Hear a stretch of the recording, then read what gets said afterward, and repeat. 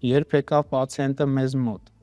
տեսանք, որ արդեն անոթային խնդիրներ կան, ինչ հետազոտություններ է անցնում, ինչ փուլեր է անցնում մինչև վիրահատությունը։ Իհարկե համակցված խնդիրները շատ հաճախ են հանդիպում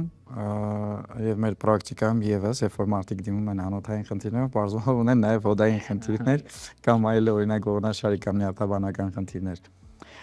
Եվ բնականաբար տարբերակման անհրաժեշտություն է առաջանում։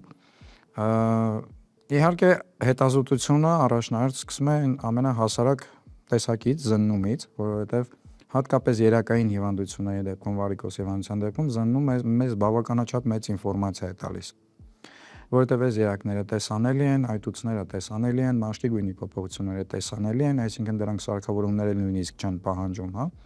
Եվ նախնական ինֆորմացիայի մեծ մասը արդեն զննման ընթացքում մասնագետը ունի։ Իհարկե դա բավարար չի, որովհետև անոթների մի հիմնական մասն էլ գտնվում են ավելի խորը տեղակայմամբ եւ նրանք աչքով հասանելի չեն ուղղակիորեն, եւ կիրառվում է արդեն բավականին հայտնի դուպլեքս հետազոտությունը, դուպլեքս կամ տրիպլեքս։ Դա ուլտրաձայնային հետազոտության, այսինքն սոնոգրաֆիայի տեսակ է, որը հատկապես նայում է անոթային համակարգերը։